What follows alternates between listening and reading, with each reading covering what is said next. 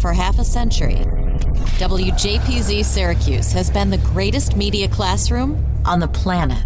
We've trained students from the 1970s to the 2020s on how to run a professional radio station. But the lessons learned and relationships formed go far beyond studios and transmitters. Taking a look back through the eyes of those who experienced it. This is WJPZ at 50. Welcome to WJPZ at 50. I am John Jaguet. So happy today to be joined by Mary Mancini from the class of 1985 and Hall of Famer. So good to be with you. John, thank you so much for doing this and for having me. Appreciate it. There's so much to talk to you about. I learned so much about you at your Hall of Fame induction speech a few years ago when you took us really behind the scenes of what life was like at JPZ in the early and mid 80s. Tell me from the beginning how you ended up at Syracuse and at the station.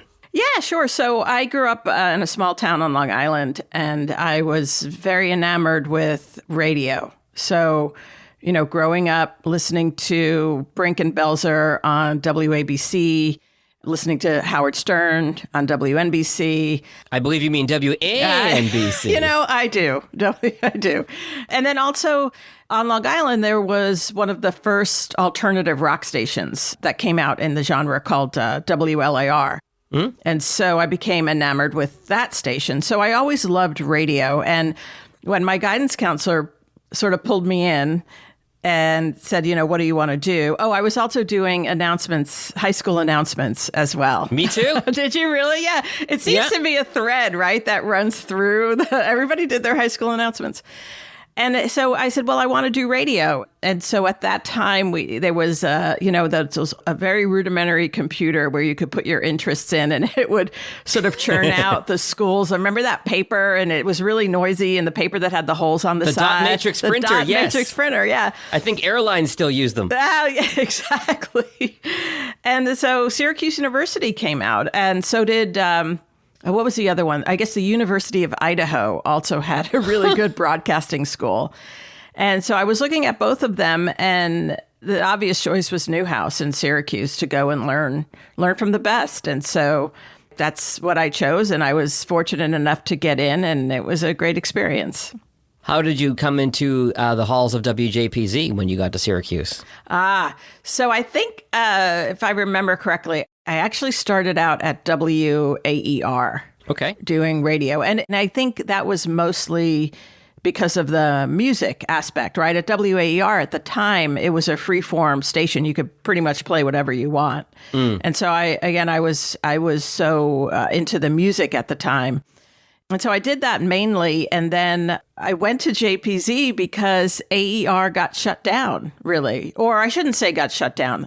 The way we knew AER as being a student-run, operated freeform music station was taken away by the administration. And there was a padlock put on the door that locked all the kids out. And wait, so they had a padlock too? I believe they had a padlock too. Yeah, I'm pretty sure that this was a university padlock, not a government padlock. Okay. Exactly. And it was snatched away from the students who were running it because of the administration, the new chancellor or someone thought it would be a great idea to turn it into an NPR affiliate. Mm-hmm. And it actually became a much more professional incubator of students who were interested in doing radio after that.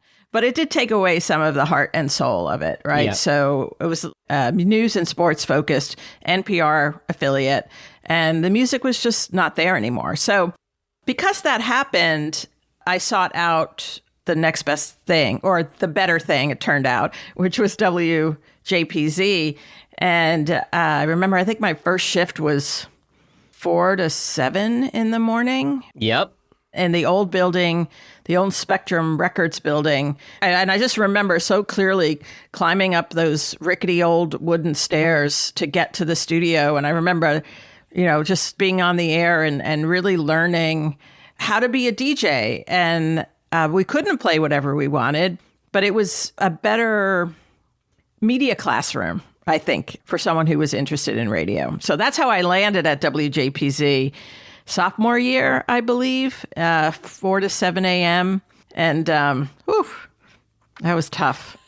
We have all been there, many of us. I remember the 4 to 6 shifts. I remember the 6 to 9 on Saturday morning wasn't much easier after being out on Friday night, too. I have no idea what you mean. Tell me about your time at the station and your different roles you had there, Mary. So I started out as a DJ, and I believe I did traffic and not... I think what people mostly think of traffic, they think of helicopters and road traffic. But traffic in radio is logging all of the commercials and what else do you log? PSAs and sponsorships, everything that's not music or a sweeper, right? Thank you. That's exactly right. Yeah. So I did that for a while.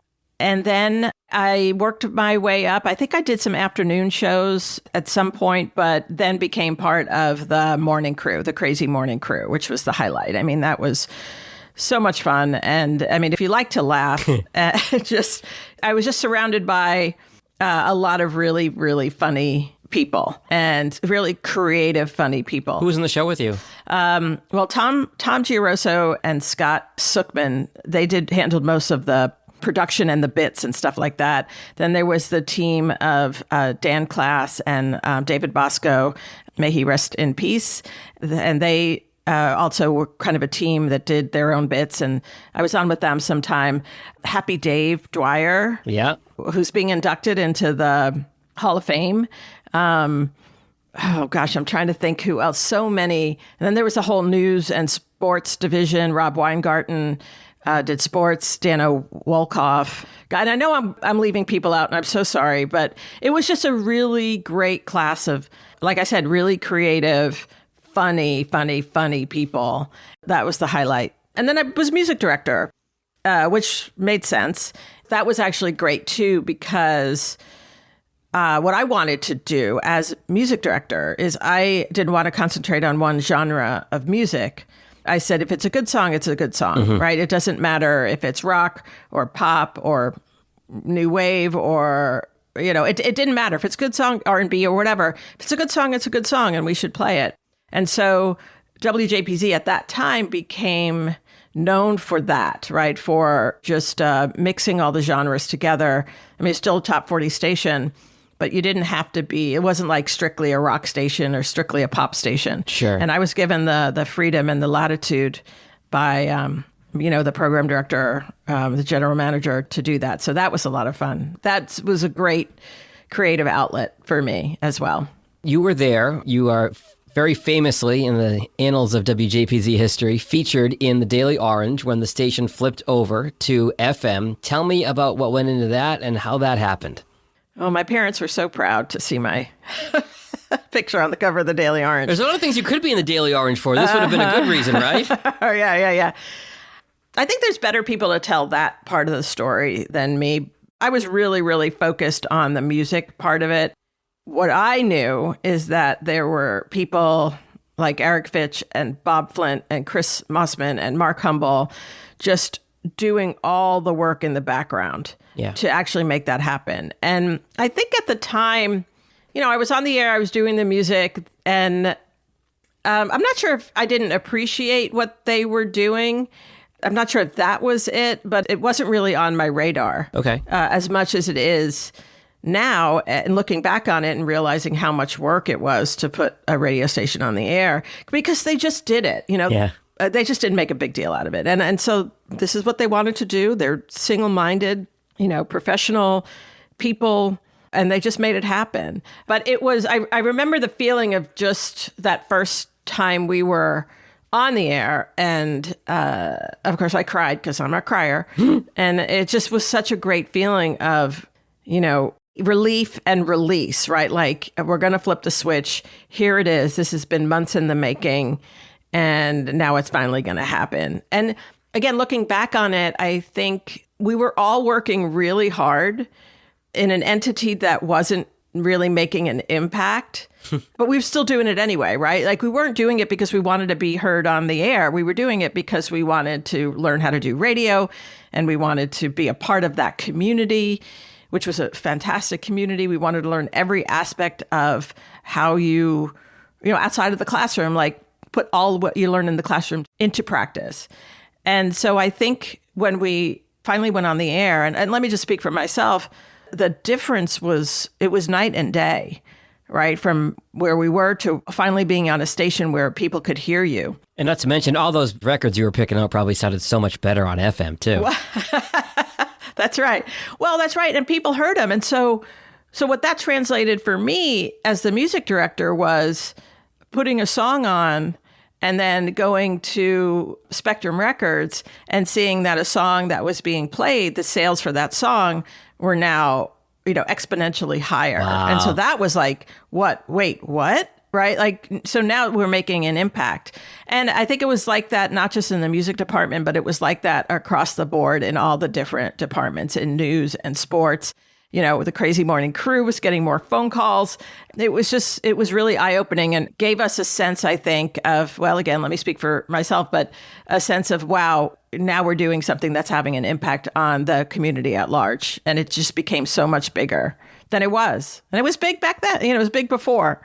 So I think that's really telling what you're saying about how, on the AM dial, it was more about getting the experience, learning how to run a radio station. But then it's almost like the cherry on top of the sundae. Now you're on FM, you're getting that same experience, but now you're actually seeing, hey, we've all had that. There's people listening to me. They heard what I said on the radio, or they heard the song that I picked out to play on the radio, or they listened to the morning show. Like, there's such an amazing feeling to that. And I think that translates across all 50 years of the station that we're covering here. I think that's right. I think it's 100% right. There was that. Then there was also the, oh, crap. Someone just heard what I said. Yes, I was definitely guilty of that when I was there. It's the podcast celebrating the world's greatest media classroom. It's WJPZ at 50. Hey JPZers, it's Sam Candell, class of 2018 and chair of this year's banquet committee. Banquet 38 will be March 4th, 2023, and you're going to want to be there to celebrate 15 years of hashtag radio. You can buy tickets now for $100, but only through January 31st. It's WJPZ at 50. Talk to me about your career after Syracuse, Mary. So you were done at Syracuse in 85, and where did you go from there? And tell me about the incredible journey that you've had thus far. Yeah, it's been kind of twisty-turny, but I moved to New York and Rocco Macri. So again, there's just an incredible community there of people that support each other. It's an alumni network like none other. It's just beautiful, right? It's just so wonderful. So I moved to New York and I got a part-time job working with Rocco, who was at Hot 97. Mm-hmm. At the time, he was a music director at Hot 97, New York City. There was some other stuff in between there, but it's just kind of like me finding my footing and trying to figure out where I wanted to be and what I wanted to do. So I ended up in New York City, and Rocco said, I have a part-time job, and I took it while I was looking for a full-time job. Now, remember, I am someone who has loved radio, and I always wanted to be in radio. So this is a real weird thing that I did, because while I was looking for a part-time job, I got an offer from a record company called Elektra Records, which was having just a heyday in the 80s, to be an assistant in the publicity department. And I told Rocco, and he said, well, we're looking for an assistant music director, so I want to offer you the job. So what do you think I did? Well, I went with the record company. Wow, okay. Which was I look back on it now, and it's just weird to me. Like, I think my decision making was it's expensive to live in New York, and the record company job paid just a little bit more. Okay. And so that informed my decision back then. So thank you, Rocco, for that. I often, as a thought exercise, like to think, well, what if I had done the other thing? What would have, right? It's just weird. So, yeah, we all have those. So that was a real crossroads. So I spent a few years at Elektra, and I moved in from the publicity department to the A&R department, which is the department that signs bands and musicians. And then I felt like I wasn't really getting that far in my career. And it's really hard and expensive to live in New York. Right. And I kind of wanted something different. So there was a job that opened up in Nashville, Tennessee, for a record company that was starting a rock office there. Most people think of Nashville as country. But every few years, the record companies say, we want to go explore what rock is and pop is down in that part of the world. So we're going to do this. So there was a job open, and I was like, well, I don't have the job yet, but I just want to change. So I'm going to move there. And I did. Picked up, moved to Nashville. I didn't get that job, but But what I did end up doing was I realized that there was no independent record store in Nashville at the time. And I had sort of started DJing there and became enmeshed in that kind of world and that kind of community. And everybody was bemoaning the fact that they couldn't find any independent records. And I was like, well, I'll just open one. Wow. Because when you're, 25, 26, you're like, sure, why not? I don't need any experience owning a small business or working in a record store. I'll just open it. I love music. It'll work. Exactly. Nail on the head there, John, the 100%. But it ended up being a really great thing. So I had this record store that I started to import dance singles. I started to bring in independent vinyl.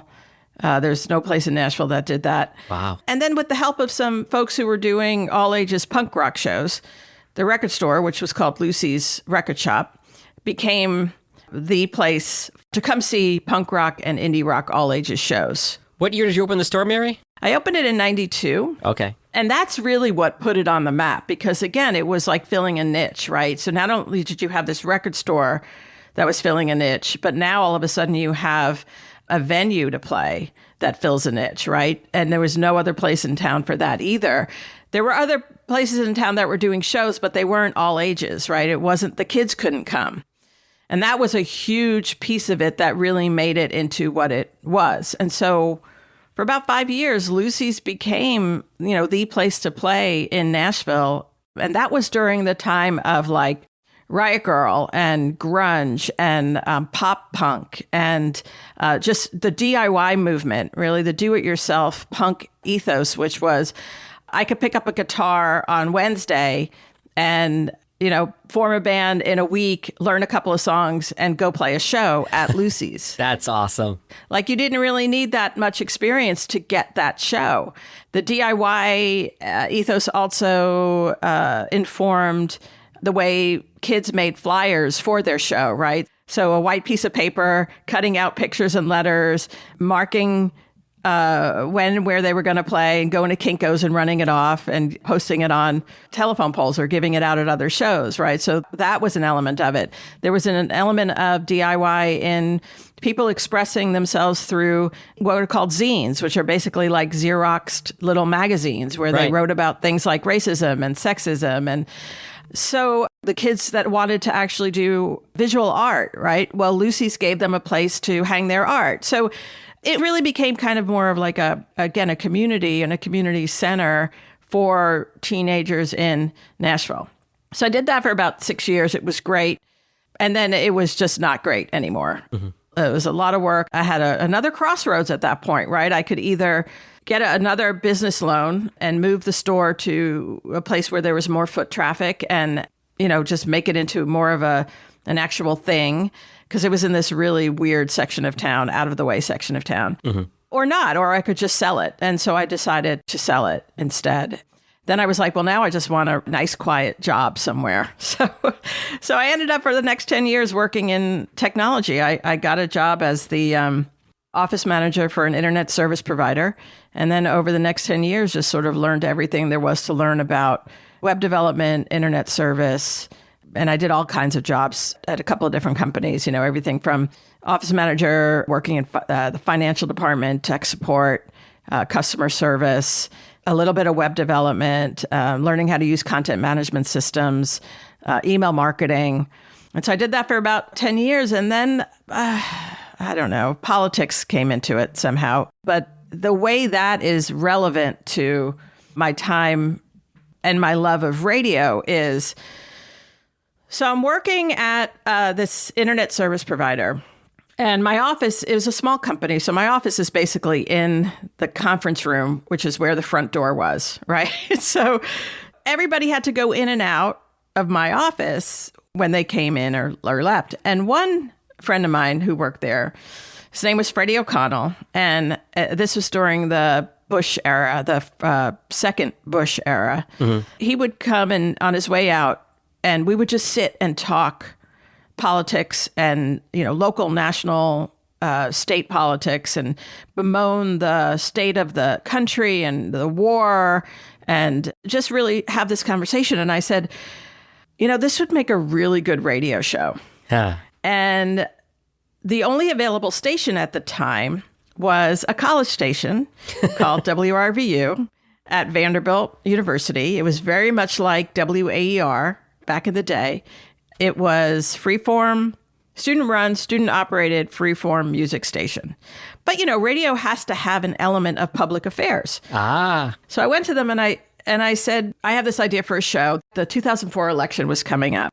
And I said, this show is basically going to be a show that tries to get people active in the political process, right? That's the idea for the show. We want more people voting. We want more people knowing about local politics, state politics, what's going on at the federal level. So can we have an hour? Well, I don't think I asked that. I said, can I do the show? And they said, sure, you guys can have an hour on Monday mornings at 6 a.m. Oof. So, exactly. Good thing you had all that experience getting up and being part of the crazy morning crew. Well, it's a good thing I had that experience of doing what you need to do. This is what JPZ taught me, doing what you need to do to get on the air, right? Because the first shift I was assigned at JPZ was 4 a.m. It was like, well, I want to be on the radio, so this is what I'm going to do. So it was second nature, right? It was like, okay, we'll do it from 6 to 7. So we did that, and the show actually became really popular. So they moved us to, I think we ended up Thursday mornings drive time. Wow, okay. I like to say drive time. Thursday mornings from 7 to 9. Prime drive time. Absolutely, yes. Exactly. And it was just a wonderful experience because Freddie O'Connell, who is now a councilman, he's running for mayor of Nashville. He and I would do exactly what we set out to do. So we talked a lot about politics and activism, but we also interviewed so many people that were either running for office on every level or were in office. We talked to activists, people that were on the ground trying to organize and make things better. And it just became a beloved show. So I'm working in technology, but doing that on the side. And that really raised my profile in the city as someone who was involved in this kind of work. And from there, I was invited to be on another public affairs show called Teddy Bart's Roundtable, where they had, the two hosts, and then they had two people from the left and two people from the right. And we would have these just really great conversations. And that was a daily show. So I became sort of a rotating cast member on that show. I was invited to be on the board of an organization called Tennessee Citizen Action. So it really did, again, raise my profile in the city and in the community. And this was a time when people on the left and the right could actually have a civil conversation. Oh, those were the days. I mean, it was so different back then. It really was. That's a whole nother podcast. We'll record that one later. Right, exactly. So from there, thanks to that radio show, I was invited to be on the board of this organization, Tennessee Citizen Action. And at some point, 3 or 4 years in, the executive director of that organization left. And I was offered from the other board members to take over that job. And so I transferred from being on the board to being the executive director of Tennessee Citizen Action. And what my job was to help people organize themselves. So I traveled around the state most of the time, teaching people how to become activists and advocates on their own behalf. And then I also lobbied at the state legislature for things like expanded voting rights, expanded health care. I lobbied against some of the more harmful things that were being proposed at that time. I might be getting my timeline mixed up, but the anti-gay marriage legislation and all that kind of negative stuff that Tennessee is famous for doing and keeps getting worse. And so I, again, being in that position and being at the state legislature about 3 years in, I thought, you know what, I want to be here as a contributing member. And so I ran for state senate.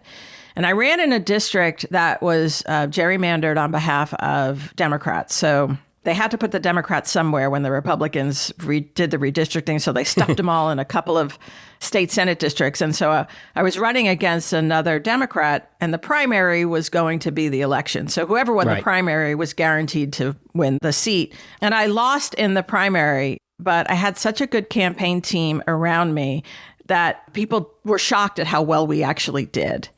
So again, just doing these things, people were like, wow, we didn't know. They said she, but it wasn't me. It was, again, the campaign team that could run such a good campaign. So again, raising the profile. And then a couple of months later, the chair of the Tennessee Democratic Party decided that they weren't going to run again. And so I ran for that, and I ended up winning and ran for that 2 more times. You have to run every 2 years. And so I was the chair of the Tennessee Democratic Party for 6 years. And then I decided not to run again in January of 2021. Now I'm looking for the next thing. I took some time off to decompress because that's a... Whew, yeah, I bet. Right, I don't even have to go into that. It's hard to be a Democrat in Tennessee for the obvious reasons. But it's also hard to be a Democrat in Tennessee and be a leader in the Democratic Party because, even though we made some modest gains in the state legislature, which was always our goal, it wasn't enough for some Democrats. And I'll fight with Republicans all day, but I do not like fighting with other Democrats, right? It's just not That's fair. in my nature. Okay, sure. So I decided not to run and looking for the next thing, decompressing. Oh, the pull of radio, right? But now radio is on-demand radio, and radio is podcasting. I was like, I want to learn something new. I want to learn how to do podcasting. And so I basically taught myself how to do it. Before that even happened, I was like, well, what am I going to do? What subject is it going to be? Right? Because I wanted it to be something interesting. And I don't know. It took me a long time to figure it out. And I finally landed on revisiting Lucy's Record Shop. Oh, wow. So the 30th anniversary of Lucy's was approaching. And the thing about Lucy's and the community that was Lucy's is it was the kids that made it special. The kids that came there were the creative ones. They were having deep conversations, opening up each other's minds. Well, they're now all adults, right? It's 30 years later. Yeah. And I don't know whether it was because I had stopped traveling around the state of Tennessee, which was part of my job as chair, and I was spending more time in Nashville, but I kept running into Lucy's kids, as they're called, or as they call themselves, right? And having these like, wow, you're doing what now? And you have kids and you're married and you're still playing music, or you're an artist, or you own your own record store, or, just these really great conversations. And it took me a minute to figure out, but like, I felt like the universe was hitting me over the head, right? With a hammer saying, this is it. This is your podcast. Sure. And that's what it became. So in the process of telling the stories of all the kids that were part of this Lucy's community, I taught myself how to, write, edit, book guests again, all that kind of stuff. And think about doing season 2 next year. And so I'm kind of trying to figure out what that might look like. The way it is now, it is very niche. And I think it could be expanded into something. But I love doing it. It gets me back to my radio roots without having to send out air check tapes or anything like that.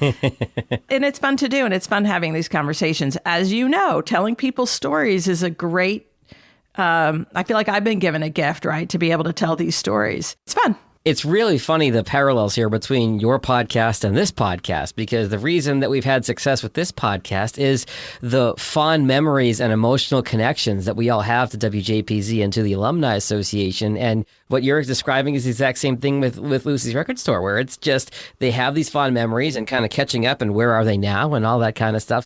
And you're a pro podcaster, because one of my questions is always, how has what you learned at JPZ, helped you throughout your career? You've perfectly and expertly, Mary, just weaved that all the way through. So I don't have to ask the question because you've already answered it. Awesome. So we're done. We're not quite done yet. All right. No, but let me just say one thing. You're 100% right. And that's why I and so many others are so grateful that you are taking the time to do this podcast, because every year we get together for the Alumni Association banquet and we retell these stories and we laugh and we just love to reconnect. And for you to be able and willing to put that down now in something that will last forever is just incredibly meaningful. So thank you. I really appreciate you saying that. You talk about this bond that we have through this JPZ Alumni Association. I have a Mary Mancini story, and you probably know which one I'm going to tell. No idea. Jack Daniels. Oh! So this speaks to the power of the Alumni Association and just what an amazing, wonderful person Mary Mancini is. So I didn't know Mary that well at the time. I think shared a cab with her to the airport in Syracuse once, and we had a perfectly lovely conversation. So I had moved from Detroit to New Orleans for a radio job, and my best friend Kenny that I grew up with, we did the drive down together. We stopped for a night in Nashville. He's a big Jack Daniels fan. We went to the Jack Daniels distillery, and there was this bottle of this really special at the time, hard to find Jack Daniels called Sinatra Select. And we looked at the price of the bottle and said, if we buy this bottle, we might not have enough gas money to make it all the way to New Orleans. So let's not buy it on this trip. And so he got married a year or so later, and I really think back and think what chutzpah I had to ask Mary this, because this is kind of a big ask now that I look back on it 10 years later. But I said, Mary, my best friend in the world is getting married. We really wanted to try this special bottle of Jack Daniels. You can't get it online. You can't find it in stores anywhere. Is there any way you would drive an hour out to Lynchburg, Tennessee, and get me these 2 bottles of Jack Daniels, and I'll pay you for it, but then ship it to New Hampshire so I can go to my best friend's wedding and get him this bottle of Jack Daniels as a wedding gift? And if somebody asked me that, I would have said, where the hell is this guy asking me that? But you didn't even hesitate. You absolutely did it, went out of your way to do it for me. And I had a really cool story to get my buddy a really cool wedding gift. And that's the kind of person you are. So I think the world needs to know that story. I was happy to do it. I'll do it for anybody. If anybody else wants a bottle of special Jack Daniels, just let me know. But again, it just goes to the group of alumni that we have. I think that's the point. That it is a special group. I don't think it was chutzpah. I think you just knew. You just know. You could call up someone from the Alumni Association that you don't really know that well at the time and, ask them for a favor. And I don't think you'll ever get turned down. It is a special community and a special group. I'm going to look back on it that way. That's why I asked you. I like that explanation a lot better. What else could it be?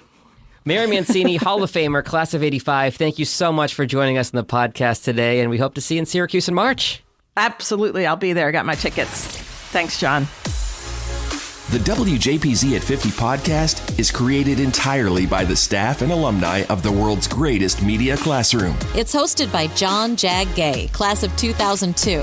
Editing help from James Bames Grundy III, class of 2020. Imaging by Maureen Cooper, class of 1999. And Ed Lacombe, class of 1985. Podcast artwork by Marty Dundix, class of 2001. Follow WJPZ at 50 on Apple Podcasts, Spotify, YouTube, or wherever you're listening right now.